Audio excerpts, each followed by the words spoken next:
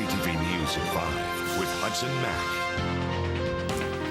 RCMP in Souk tonight is still on the lookout for a man who attacked and sexually assaulted an 18-year-old woman last week. It happened near Art Morris Park. This attack, the 18-year-old woman from Souk was walking down this road through this park area. Rather than taking the long way, she took a shortcut area through in and around the bleachers and the bandstand. And that is when police say she was attacked by a man believed to look like this, described as older than 30, with a thin build, a dark buzz cut, a mustache and goatee. After a week of investigation, police now say they believe that somebody witnessed the attack. Mounties think it's a man who drives a large truck, who may have been walking his dog in the area last Thursday when the suspect struck. Souk is a close-knit community. We know that there are people out there who likely have information.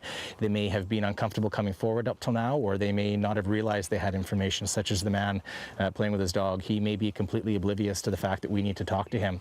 Hopefully, now that he knows, and maybe his friends will recognize that truck, the light gray truck, full-size pickup, extended box, with the black dog, put those two together and identify him, and then he can come forward and share his information.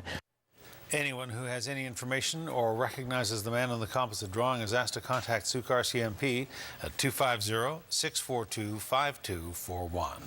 If you're in the market for work, there's good news. Canada's job creation machine continues to pump out new jobs. Nearly 8,000 new positions opened up across the country last month. StatsCan, in its monthly report, says those new positions were more than was expected. In BC, the unemployment rate has risen slightly to just over 7%. Now, despite the news, the province says if you are looking for a job, the solution is made in BC. BC is still very well positioned. We saw the second most number of new jobs over the past year, and we're continuing to see growth in terms of people looking at British Columbia as a place of employment. That's why we're seeing a flat line or a slight growth in terms of the unemployment as a percentage, but the job numbers themselves continue to be very stable. It's not all rosy, though. StatsCan says there was an increase in the number of people who are looking for a job, especially among young people. In the past 12 months, employment in the province has grown about 2% over the national average. And it looks as though BC has averted labour strife with its doctors. A new 4-year fee agreement has been reached between the province and the BC Medical Association. Doctors will see their fees rise by 0.5% in each of the first 2 years. After that time, there'll be talks resuming to set the fees for the final 2 years. BC's 10,000 physicians still need to ratify the 4-year deal, but the BCMA is recommending that its members accept it.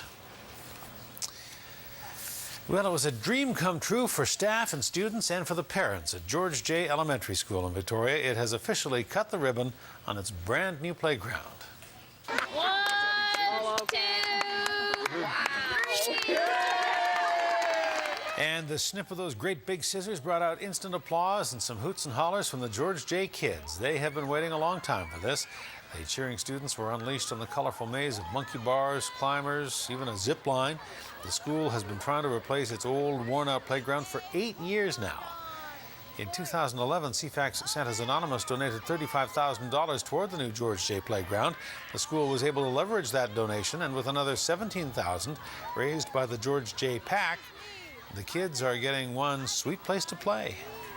We really wanted a playground for our kids. We have one playground, it's too congested. We have over 200 children, and every school, every child deserves a playground. I just want to thank the community for, without community contributions, to George J, this wouldn't have been possible. We are thrilled to have this opportunity to open up the playground, not only for our school, for our community, and it is just such a nice legacy to be able to leave here.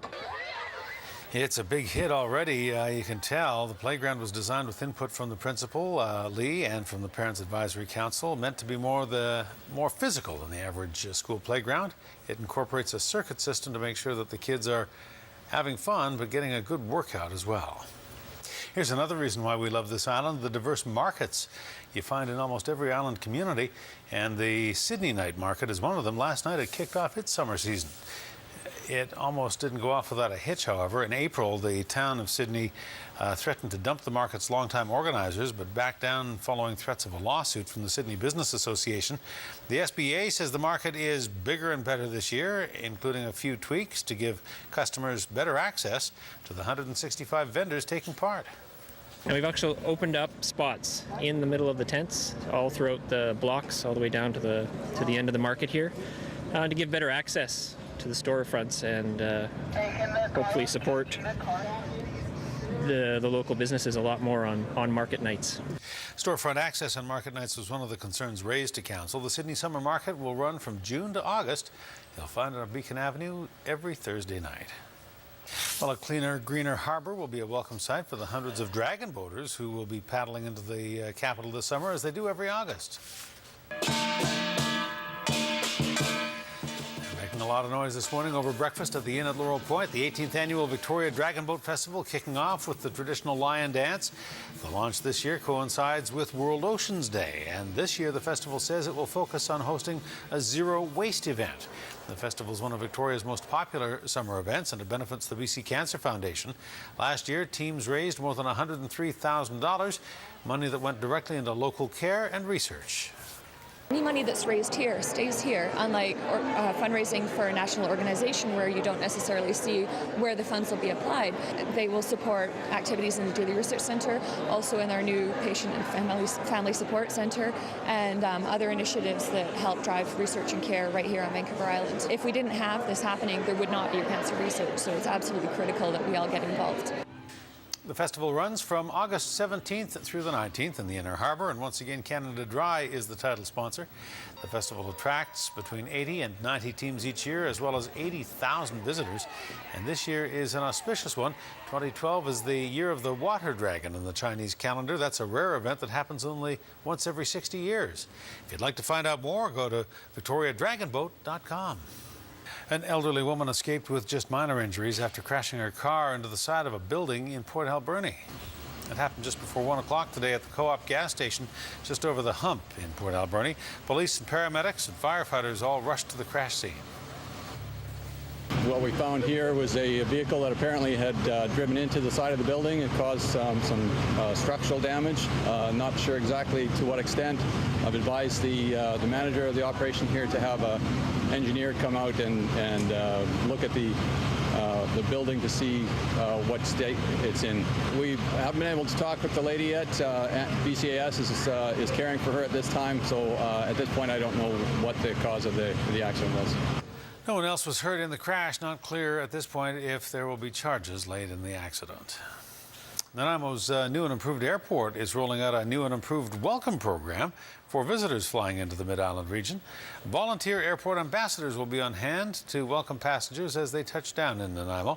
Passenger loads at the airport are increasing every year. 2011 was a record year, and the airport expects that 2012 will be even bigger. And as we grow our passengers, we also want to grow the service that we're giving to the passengers. So the volunteers are an excellent addition to increase service through Nanaimo Airport. They will welcome travelers as they come to the Nanaimo Airport. They'll offer direction for different venues, different facilities to help people travel through the airport and answer any questions that they have. Right now, there are 9 volunteers who are part of the Airport Ambassador program, but YCD is hoping to grow those ranks eventually to 24 volunteer ambassadors.